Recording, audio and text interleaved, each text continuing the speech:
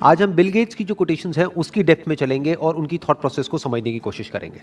I choose a lazy person to do a hard job because a lazy person will find an easy way to do it.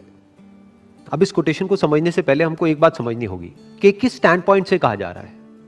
जब तक हम किसी भी बात के context को नहीं समझते हैं और हम उस बात को एज इट इज ले लेते हैं तो हम एक बहुत बड़ी गलती करते हैं। हम क्या करते हैं, हम उसको लाइफ में हर जगह अप्लाई करने की कोशिश करते हैं। हम क्या कहेंगे कि ये बात उन्होंने कही है तो ये बात सही है। ये बात सही नहीं है, ये एक पर्टिकुलर स्टैंड पॉइंट से सही है। ये बेसिकली कंप्यूटर सॉफ्टवेयर के पॉइंट ऑफ व्यू से कह रहे हैं, तो उस स्टैंड पॉइंट से ये बात बिल्कुल सही है।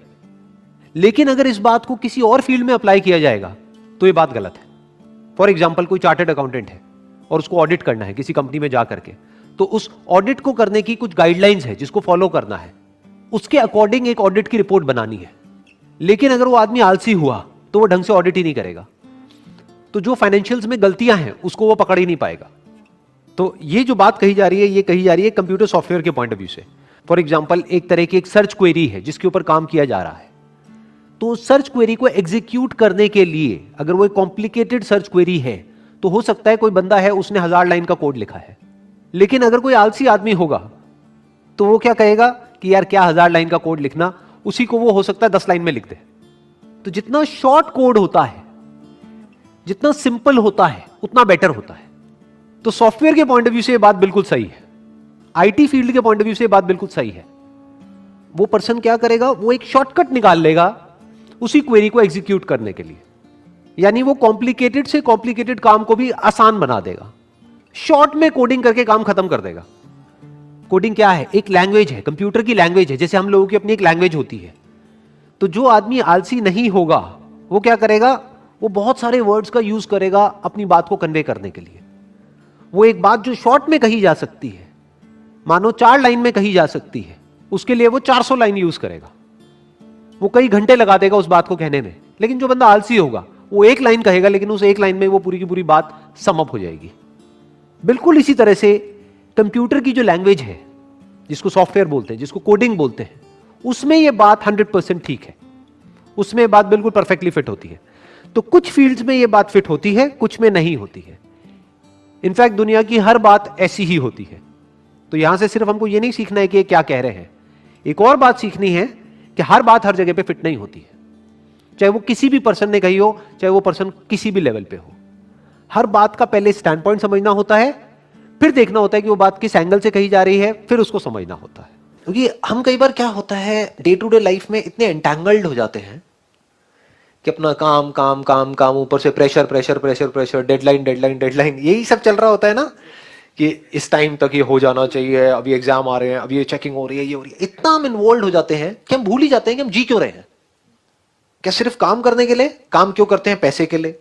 पैसे से क्या होता है? पेट भरता है। क्या सिर्फ इसलिए जी रहे हैं? वो तो जानवर भी जी रहे हैं। जानवर भी अपना पेट तो भर ही लेते हैं ना। तो हम में और जानवरों में फर्क क्या है? क्या हम किसी तरीके से ऐसा, I am 100% sure without a shadow of doubt, जो मैं आप सबकी आंखों में देख रहा हूं, कि क्या हम सबके अंदर ये डिजायर है या नहीं है कि हमारी वजह से किसी की लाइफ बेटर हो जाए? ये डिजायर है, लेकिन हम कितना कर पाते हैं ये? अगर हम सच बोले अपने आप से तो बहुत कम। क्यों? क्योंकि हम अपना डे टू डे लाइफ में एंटैंगल्ड हो जाते हैं, उलझ जाते हैं डे टू डे पेटी इश्यूज में। कोई बंदा बैठा है, वो आपको अननेसेसरी ऊपर से बैठ करके टॉर्चर कर रहा है, कुछ उल्टा सीधा बोल रहा है, आपका मूड खराब कर रहा है, आप सही भी कर रहे हो तब भी आपकी गलतियां निकाल रहा है। कोई है अपनी प्रमोशन के लिए आपको नीचे गिरा रहा है, आप जो अच्छा कर रहे हो वो कोई देख नहीं रहा है, जरा सा आपने कुछ कर दिया तो आ करके आपकी धज्जियां उड़ा दी, है ना। ये सब चीजें हो रही हैं जो अभी आपको बिग इश्यूज लग रहे हैं। In reality these are just petty issues. आज से 20 साल बाद आपको याद भी नहीं रहेगा ये सब बातें। क्या याद रहेगा? कि मैंने किसकी लाइफ टच करी, सिर्फ माइंड के लेवल पे नहीं, दिल से। तो अगर हम अपना ध्यान ये समझ लें कि जिनको बिग इश्यूज समझ रहे हैं वो एक्चुअल में बहुत ही छोटी चीज है हमारी लाइफ में, वो इंपॉर्टेंट नहीं है। मतलब वो चीजें होती रहेंगी अपने लेवल पे, वहां पे बात चलती रहेगी, ये चलती रहेगी, लेकिन उसकी वजह से हम अपना मूड खराब ना करें। क्योंकि जहां आपका मूड खराब हुआ, अब आप क्या अच्छा करोगे बच्चों के लिए? जैसे अगर आप इसको, मेरी बात की गहराई को अगर आप पकड़ पाए, आप लोगों का खुश होना बहुत जरूरी है, इतना जरूरी है जिसकी कोई हद नहीं है। क्योंकि जो इंसान खुश होता है वो कभी किसी के साथ गलत नहीं कर सकता। क्या ऐसा पॉसिबल है कि आप कहो कि मेरा आज मूड बहुत ही अच्छा है, मैं तुझे मार करके तेरे छोटे छोटे टुकड़े करके फिर तुझे खाऊंगा?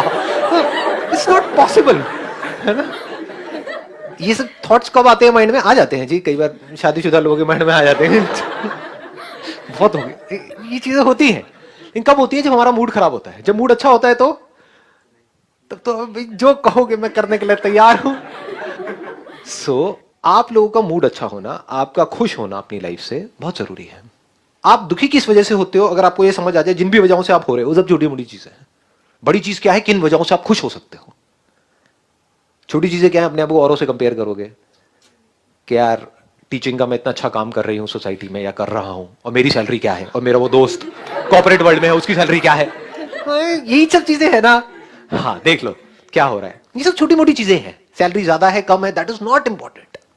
इंपॉर्टेंट क्या है? आप कितने लोगों की लाइफ टच कर पा रहे हो। और आपके पास तो इतनी तगड़ी अपॉर्चुनिटी है। मतलब अगर आप मेरी नजर से देखोगे तो इससे बेटर कोई प्रोफेशन हो नहीं सकता अगर किसी ऐसे इंसान के लिए, अगर वो दिल से खुश रहना चाहता है तो। क्योंकि आप बच्चों के कांटेक्ट में हो, कॉर्पोरेट वर्ल्ड में आप खच्चरों के कांटेक्ट में हो, सारे फ्रस्ट्रेटेड।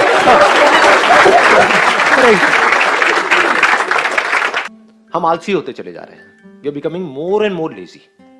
इसको ध्यान से समझो, because this is need of the hour. Problem क्या है? आप लोग अचीव तो बहुत कुछ करना चाहते हो, लाइफ में करना बहुत कुछ चाहते हो। अगर बॉडी साथ नहीं देगी तो कुछ नहीं उखाड़ सकते। बॉडी में कई तरह की पेन्स हो गए, ये हो गए, वो हो गए, तो क्या करोगे? तो ये माइंड में बिल्कुल क्लियर होना चाहिए कि मैं एक्सरसाइज करके किसी पे एहसान नहीं कर रहा हूं, करना ही पड़ेगा अगर मेरे को लाइफ में कुछ भी ढंग का करना है तो। Otherwise I will become more and more lazy physically, similarly at the level of mind. वहां पर लेजीनेस का मतलब क्या है? एंटरटेनमेंट। चारों तरफ एंटरटेनमेंट है, that is the pinnacle of laziness, entertainment. आपको क्या करना है? जाकर के बैठ जाओ एक मूवी में, या फिर अपने कंप्यूटर पे, मोबाइल पे एक के बाद एक कुछ देखते चले जाओ। ये क्या है? एंटरटेनमेंट। एंटरटेनमेंट में क्या होता है? क्या दिमाग लगाना पड़ता है? कुछ नहीं, आराम से बैठे हो, देखे चले जा रहे हो। Lazy, mentally lazy.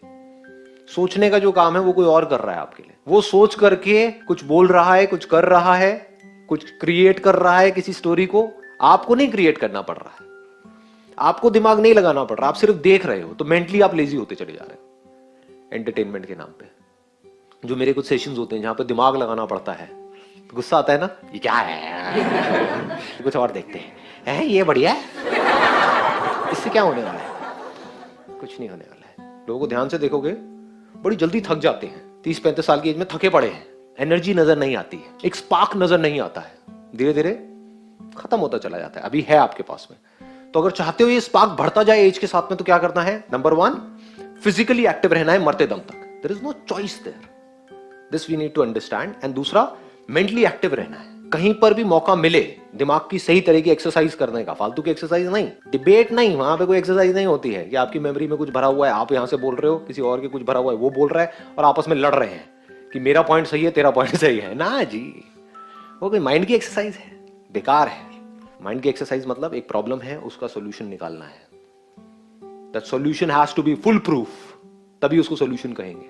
तो अगर इस तरह से आप अपने माइंड को तैयार कर दो, तो आप कोई भी काम कर रहे हो या लाइफ में कोई भी प्रॉब्लम आई, तो आपका माइंड ऐसा होगा, 1 सेकंड में सोल्यूशन निकल के आएगा। लोग स्टक हुए पड़े होंगे छोटी छोटी प्रॉब्लम्स में, आपके सामने बड़ी से बड़ी भी प्रॉब्लम्स आएंगी, तो ऐसे आप सोल्यूशन निकाल जाओगे।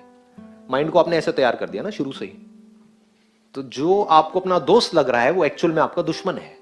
This entertainment industry is not your friend, it's your big enemy.